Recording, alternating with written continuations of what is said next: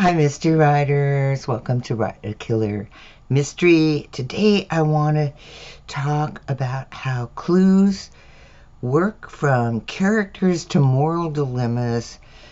They are tools to make your story intriguing so you can really go deep with your clues. All right, first, I want to thank the patrons on Patreon who support this video series and my mystery writing. And I'd love to have you join us. We have special videos and notes and all kinds of stuff inside. So the link is in the description below. So you want to give your mystery detective the chance to handle the clues. That's really what you want. Used the right way, mystery novel clues are pieces of information interpreted correctly offer the reader a chance to solve the case alongside the detective. They come in many forms and relate to multiple characters in your story. Clues are more than data bits. Your job as a mystery writer is to use your clues as touchstones for connecting with your reader. The more the clue embellishes the mystery puzzle, the more your reader wants to know about the clue. So you want to show the clues to give your reader an opportunity to interpret them along with your sleuth. So maybe your reader's going to have a different interpretation. At the same time, you want to hide clues to keep your reader guessing, and we've talked about hiding clues in previous episodes, but today I want to talk and focus mostly on how you can really use your clues to deepen your story and embellish it and make more connections with your reader. Their clues are really a gold mine of opportunities for you to deepen your mystery story, so don't overlook them. First, let's talk a little bit about the types of mystery clues, because they're much more than physical evidence, and it's one of the ways that you can use your clues is what type of clue you are using. So first, they're the physical clues. This is a piece of material or an object usually found on the crime scene or in the possession of a subject. And it might be the murder weapon or carbon fibers or imprints in the soil or a lost button or discarded wrappers, a lip gloss stick. It could be anything, but it's physical evidence. And to solve the case, your sleuth collects and notices these items. And I think often for beginning writers, this is what they think of when they think of clues. But let's look at some other types of clues, all right? There are also biological clues, and these are organic traces that are left behind at the crime scene as well. It could be a strand of hair, fingerprints, body fluids, anything containing DNA or characteristics that can help investigators figure out what happened and who did it. All right. There are psychological clues, and this is what you hear about profilers.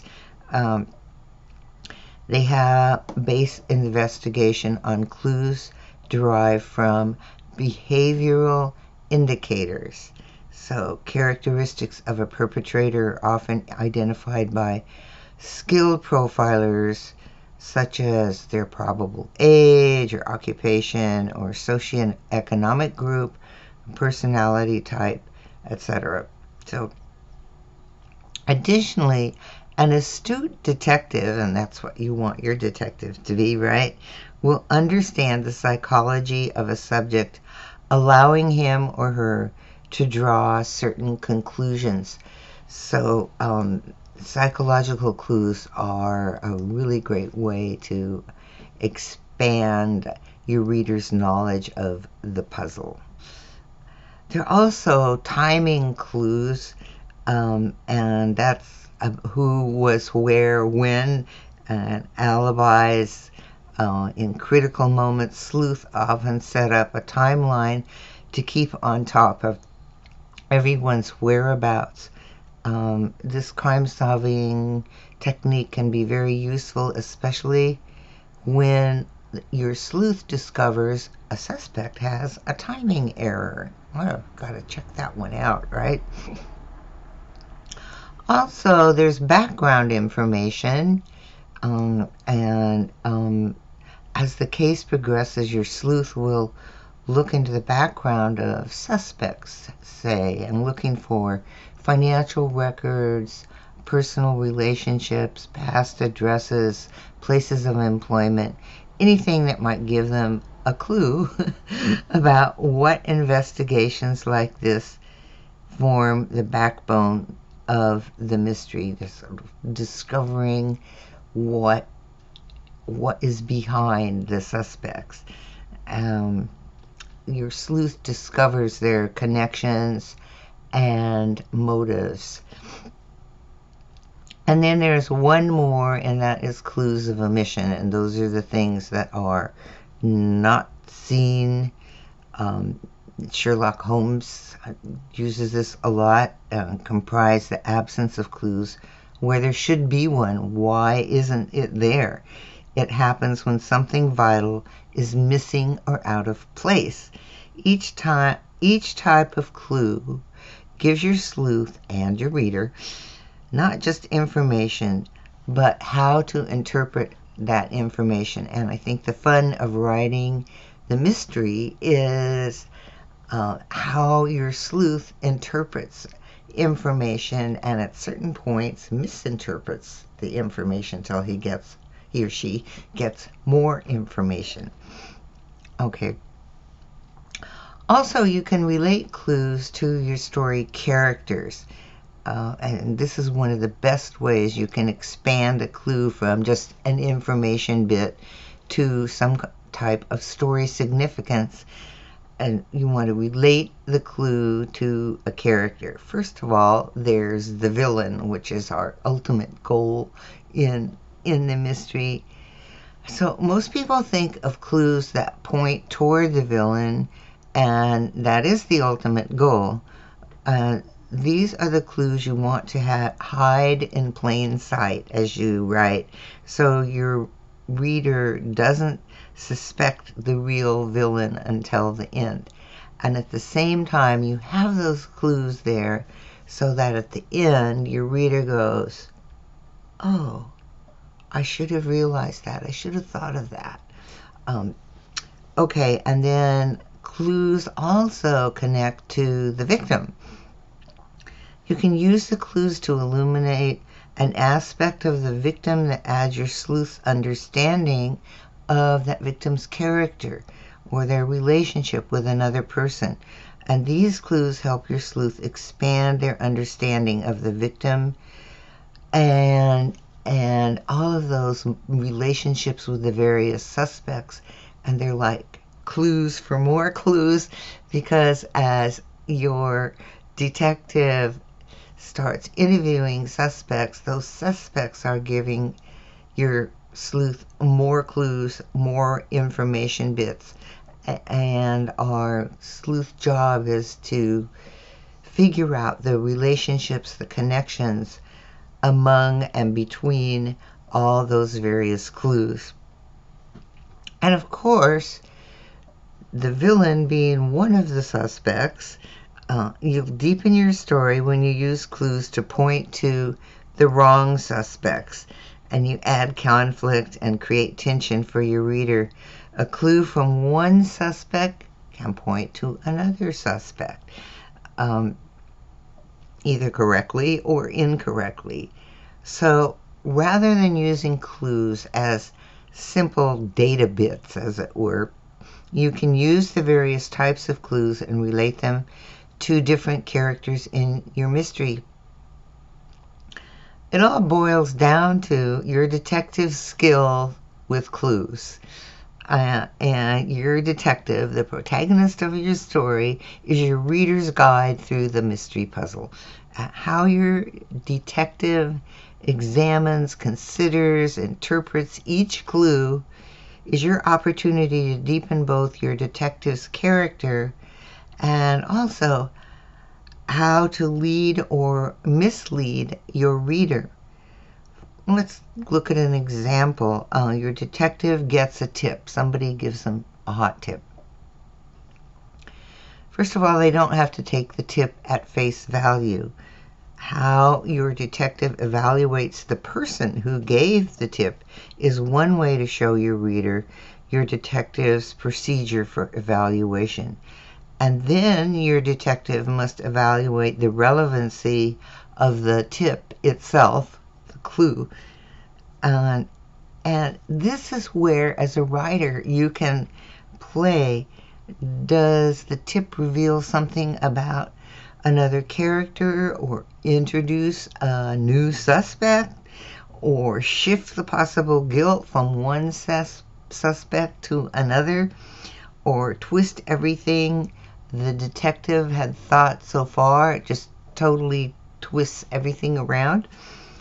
So clues are a wonderful device for demonstrating how your detective works. So this is where you get to use your playful mind and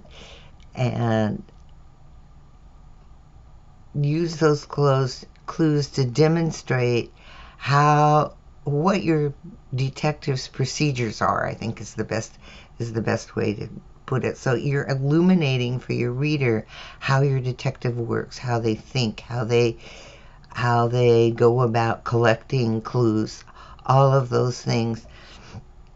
Tell your reader more about your detective. And then one final thing I want to point to about clues is clues provide an opportunity for moral consequences for your detective, and this is where they can get themselves in a lot of trouble by making choices, whether especially wrong choices. So you give your detective dilemmas where they must make a choice, and when your character has a belief system and they test their actions against their convictions, you heighten the tension. So you can use clues to trigger these choices. And you supply the reader with a look at how your character's belief system and how they operate in the world furthers the story. And this is a way that your clues can really enrich your story by enriching the character development for your reader. So I think often for beginning writers, clues are just things that you put here in different parts of your story, and then your detective finds them and, ooh, that points to this.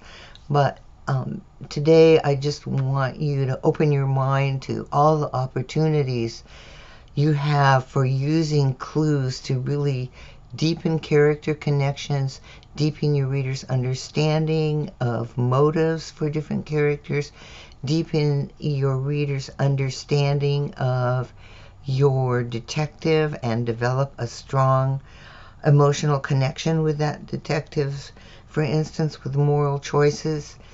Every time your detective has to make a decision based on their belief system, whether your reader has the same belief system or not, they have a very strong emotional reaction to having to make a choice that threatens your belief system, whatever that belief system is. And all this from this little tiny data bit of a clue. So think about your clues and how you can really use them as springboards in your mystery, because writing a mystery involves creating a puzzle. and challenging your protagonist, your sleuth. So if you use your clues to add new meaning and deepen character, you'll go far beyond just a piece of information, and you'll integrate your clues into the story so they have meaning for your reader. Okay, I hope that helps. And then just a little note, I wanted to say that two ways that can help you planting your clues and then bringing them up again later on in the story is to develop a timeline for your story itself. So this happens then, this happens then, this happens then, this happens in. Basic timeline. And then also to have, you can call it a clue timeline.